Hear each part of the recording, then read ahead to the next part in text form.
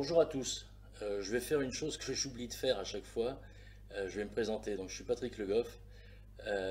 Et pour ceux qui ne me connaissent pas encore, je suis conseiller en gestion de patrimoine indépendant. Donc, indépendant, ça veut dire qu'avec mes associés Rudy et Sébastien, on est rattaché à aucun réseau. Ça veut dire que toutes les solutions qu'on va proposer à nos clients, on les a choisies nous-mêmes, sélectionnées nous-mêmes. Il y a une indépendance complète, pas d'influence extérieure. Et donc, conseiller en gestion de patrimoine, KESACO, qu'est-ce que c'est? Mon boulot au quotidien, c'est d'analyser la situation de mes clients et d'adapter les solutions que je vais proposer à leur environnement, donc à leur âge, à leurs moyens, à leur endettement, à leurs objectifs. Et bien évidemment, tout ça prend un temps considérable parce que au départ, il faut recueillir les informations à travers un bilan patrimonial. Ensuite, il faut les analyser, en faire une étude. Et une étude, ça prend du temps. C'est pas quelque chose qu'on fait comme ça d'un claquement de doigts. Et surtout après, le gros du travail, c'est tout le débriefing, parce que y a plein de questions auxquelles il faut répondre. Moi, j'y tiens parce que je considère qu'on n'avancera pas. Avec moi, en tous les cas, c'est comme ça. On n'avance pas tant que les choses sont pas claires, tant qu'on n'a pas levé toutes les zones d'ombre. Donc, c'est un gros travail en amont.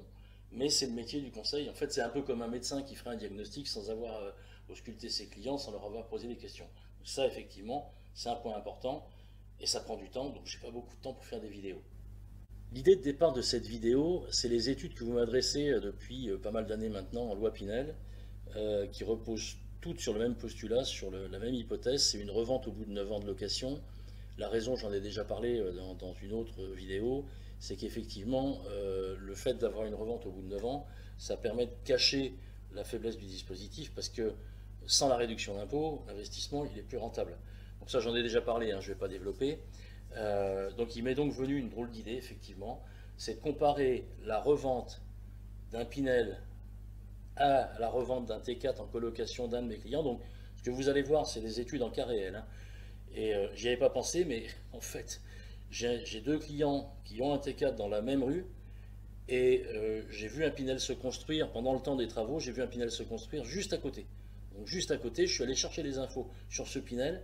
Au passage, j'ai pas triché parce que c'est un Pinel qui, pour une grande ville, n'est pas cher. Donc voilà, j'ai joué le jeu et j'ai fait un comparatif en cas réel. Vous allez voir, c'est assez saisissant. Donc voici le détail de mon comparatif, des deux appartements de mon comparatif. Donc on est dans la même ville et le même quartier. C'est amusant, mais ils sont à 50 mètres l'un de l'autre, les deux appartements. Et tout est exact. Moi, je suis très minutieux. Donc tout ce que vous allez voir, c'est vrai au millimètre près. Le mien, c'est le T4 de mon client en colocation. Il fait 72 mètres carrés. La fiscalité, c'est celle du meublé. Donc il n'y a pas la réduction d'impôt du Pinel qu'on va évoquer après. Mais c'est nettement mieux sur la fiscalité des loyers. Donc le prix de revient de l'appartement, c'est 167 488. Donc il y a l'appartement, plus les frais de notaire, plus les frais de garantie du crédit, plus mes honoraires, plus l'électroménager, plus les meubles, le montage également de l'électroménager et des meubles, plus les travaux auxquels j'ai rajouté 5000 euros, parce que voilà, je me dis, après, pour être tout à fait objectif, il se peut très bien qu'il y en avait pas beaucoup là, mais bon, j'ai rajouté 5000 euros exprès, pour vous montrer que je suis quand même parfaitement objectif. Le Pinel, donc il est à 50 mètres, c'est un T3 qui fait 60 mètres carrés.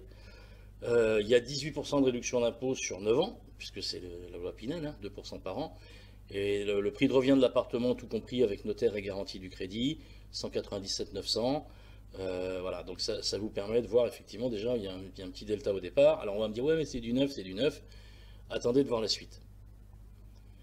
Les données détaillées de ce comparatif. Donc les crédits, alors j'ai pris deux hypothèses, sur 20 ans et sur 25 ans. C'est les données de crédit de mon client. Voilà, je ne l'ai pas inventé, 1,10 sur 20 ans, 1,30 sur 25 ans.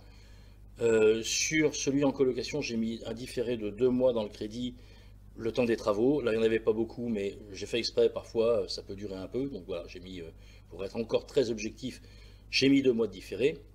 Et pour le Pinel, j'ai mis 12 mois, le temps de sa construction, parce que si on vous propose un Pinel qui est livré tout de suite, là, qui est disponible tout de suite et qui est prêt à être loué, posez-vous la question de savoir pourquoi il est resté sur le marché. Ça veut probablement dire que personne n'en a voulu, donc voilà, en général, il y a un temps de construction. Là, j'ai mis 12 mois, enfin, c'est pas exagéré. comparé à mes 2 mois pour les travaux sur le T4 en colocation. Donc le mien, il a un loyer mensuel charges comprises de 1350 euros. Ça fait 450 euros par locataire, il y a 3 chambres. Et c'est pas hypothétique, hein, il est loué, hein, donc il est loué à ce prix, 1350 euros par mois. Les charges, dont au locataire, parce que dans les charges, il y a une partie refacturée au locataire. Charges et taxes foncières, j'ai arrondi, ça fait 3200 euros par an. Les frais d'agence et assurance qui ont été négociés avec l'agence avec laquelle je travaille, c'est 9% au total. Et j'ai mis étudiant entre parenthèses parce que l'assurance, quand c'est des étudiants, on s'en passe vu qu'on a la caution des parents. Mais je l'ai quand même mis. J'ai quand même mis les frais d'assurance, donc ça fait 9% au total. Et j'ai aussi intégré les frais de suivi comptable parce que pour mes clients, j'ai aussi un cabinet comptable spécialisé qui va s'assurer de toutes les déclarations et tout le suivi comptable. Donc c'est toujours du clé en main avec moi, hein. Alors j'ai rajouté en rouge, il y a un bonus pour certains de mes clients, c'est le one shot en Girardin que j'ai déjà évoqué. Comme là effectivement il n'y a pas de réduction d'impôt, on va la chercher ailleurs sur du one shot, une opération qu'on renouvelle chaque année. Donc j'ai mis 600 euros de gain fiscal chaque année ou 1200 euros. C'est le minimum on va dire, parce que parfois c'est plus rentable, mais encore une fois je prends des hypothèses volontairement raisonnables, c'est mon style. 600 euros, ça correspond au gain net chaque année d'un client qui paye 5000 euros d'impôt sur le revenu. Et 1200, ça correspond à un client qui a une imposition à 10 000 euros. Donc c'est un bonus. Le Pinel, il a un loyer mensuel charges comprises à 742 euros. Les charges et taxes foncières, c'est moins élevé parce que c'est du neuf, donc 2340. La taxe foncière, c'est la même, hein. Enfin, c'est la même, c'est les mêmes proportions, on va dire, parce que c'est, encore une fois, ils sont à 50 mètres l'un de l'autre, hein. Les frais d'agence et assurance, quand on vous propose du Pinel, c'est souvent plus cher. J'ai gardé quand même les frais d'agence et d'assurance de mon agence immobilière. Et la ristourne fiscale mensuelle de cet investissement en Pinel, ce T3, c'est 330 euros chaque mois. On va maintenant analyser la marge de sécurité si je dois revendre les 2 logements sur la même durée. Donc les données de crédit des 2 études sont exactement les mêmes. Le profil client c'est le même, le taux d'imposition c'est le même. Donc attention, les résultats vont vous surprendre. Alors, pour les amateurs de détails, je vais passer vite sur cette partie, hein. Ça c'est les tableaux détaillés des 2 investissements comparés. Donc là le premier c'est avec un crédit sur 20 ans.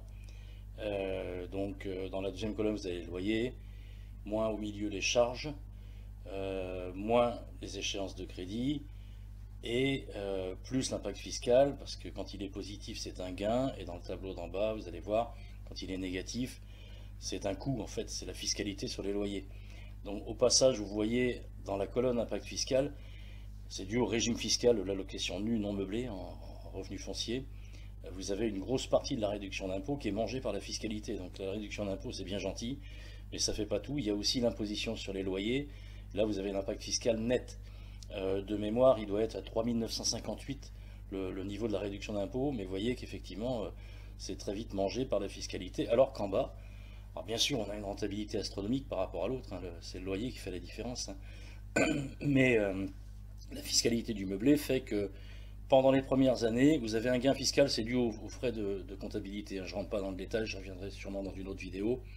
Mais considérez que pendant un certain nombre d'années, l'impact fiscal il est nul, donc l'imposition sur les loyers est égale à 0. Et ensuite, bien évidemment, comme c'est un investissement très rentable, il y a un moins qui apparaît, c'est l'imposition sur les loyers. Mais malgré ça, effectivement, là il n'y a pas de réduction d'impôt dans le tableau du bas, puisque c'est le T4 en colocation.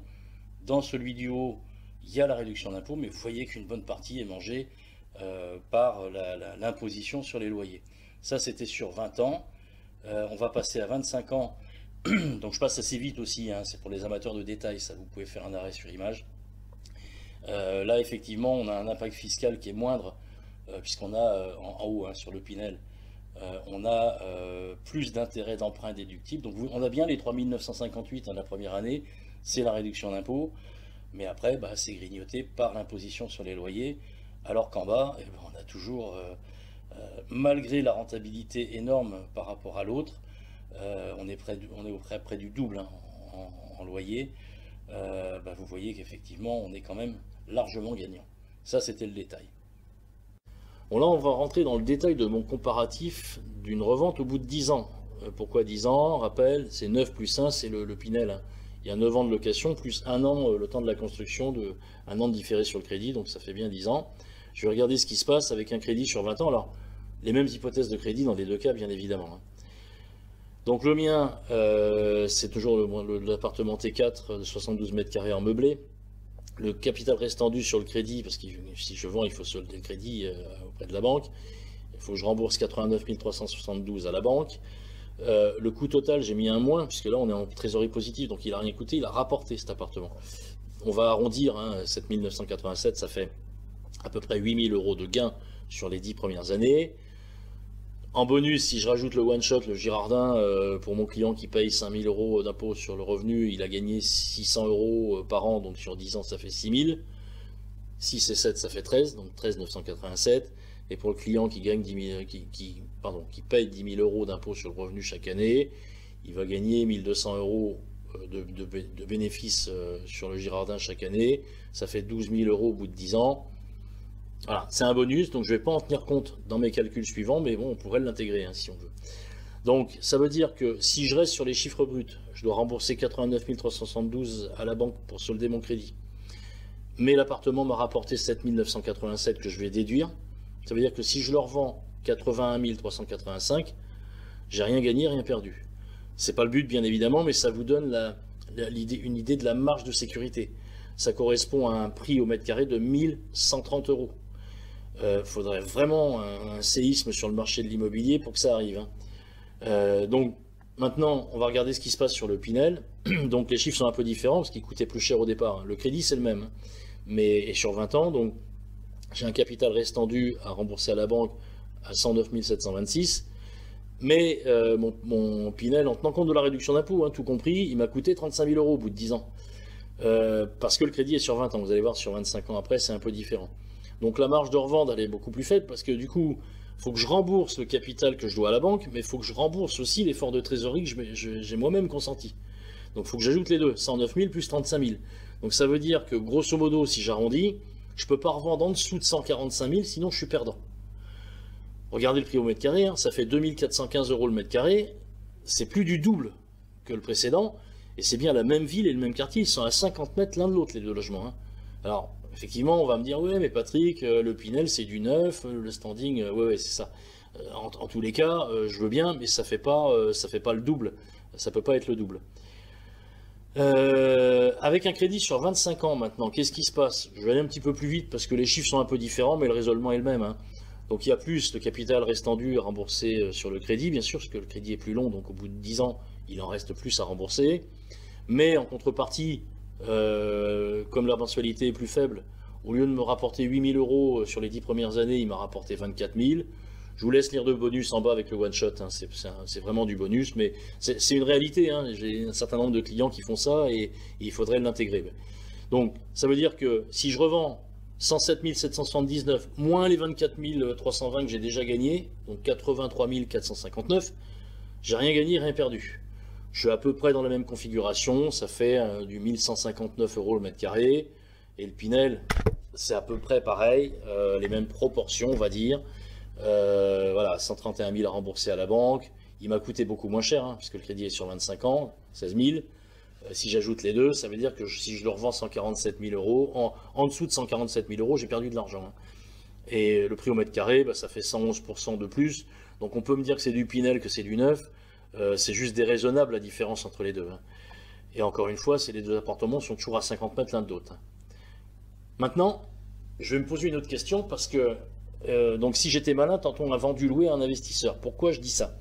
Parce que en fait, si je vends un appartement à un investisseur, ce qui va l'intéresser, c'est le rendement locatif que je vais lui offrir. Donc la rentabilité de l'investissement. On va regarder ce qui se passe. Alors sachant que quand je vends un appartement occupé à un investisseur, traditionnellement, il est décoté. Parce que l'investisseur, ça ne va pas le faire marrer, il a peut-être des travaux à faire, il va peut-être lui-même le passer en meublé, donc, et il ne va pas pouvoir virer son locataire tout de suite, il va falloir attendre la fin du bail. Donc c'est sûr que si vous vendez un appartement loué qui n'est pas rentable, l'investisseur qui va l'acheter, il va vous le décoter, il va négocier le prix. et vous aurez du mal à le vendre parce qu'il est occupé. Donc le Pinel, la marge de revente que j'ai calculé avant avec un crédit sur 25 ans, je ne veux pas parler de 20 ans, c'est juste pour vous donner le comparatif. Donc ça veut dire que si je le revends en dessous de 147 000, je suis perdant.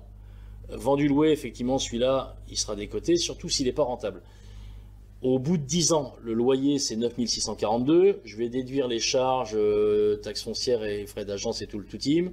J'arrive avec un loyer net annuel à 6 434. Le mien, donc mon T4, alors T4 en colocation meublée 72 mètres carrés, je peux vous dire qu'il va intéresser un investisseur, lui. J'ai une marge de revente à 83 000.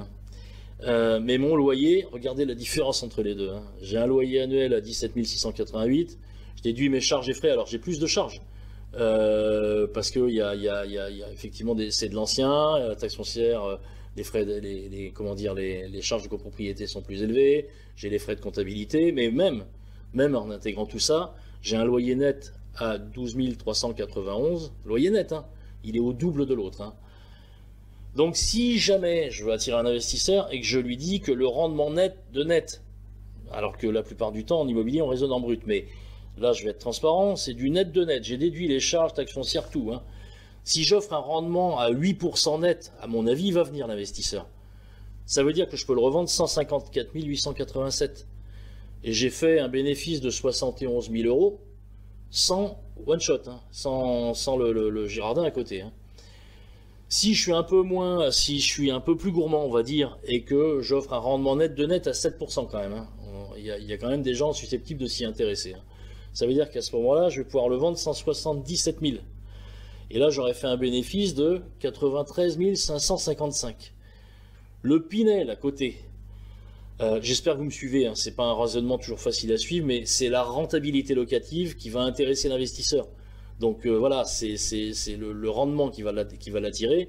Donc mon Pinel, en revendant au prix minimum, pour ne pas être perdant, donc mes 147 336, si je revends à 147 336, ça veut dire que mon investisseur, je vais lui donner un rendement net de 4,37. Je fais une pause hein, pour que vous regardiez la différence entre les deux. Ça m'étonnerait que je vais faire venir grand monde. Hein. Et bonus, le mien, il m'a rien coûté. Hein. Pas le Pinel, hein. Il y a eu un effort de trésorerie, le mien il n'a rien coûté. Donc effectivement, voilà, c'est un petit comparatif amusant. Je ne sais pas ce que vous en pensez. J'ai pris soin de faire des études, voilà, c'est millimétré. Hein. J'ai pris les mêmes hypothèses de crédit, le même profil de client avec son taux d'imposition, et vous voyez la différence entre les deux. Voilà. Donc la revente en Pinel, et sachant, je vous l'ai dit au départ, le Pinel, là, on est dans une grande ville et il n'était pas cher pour la ville. Je vous laisse faire la conclusion vous-même. Voilà, j'espère que mon petit comparatif vous a intéressé et va vous aider à réfléchir et surtout à comprendre comment je travaille, qu'est-ce que c'est le boulot d'un conseiller en gestion de patrimoine indépendant, parce qu'effectivement, il y a des questions que je me pose. La rentabilité, c'est bien, mais sans la sécurité, ça vaut rien.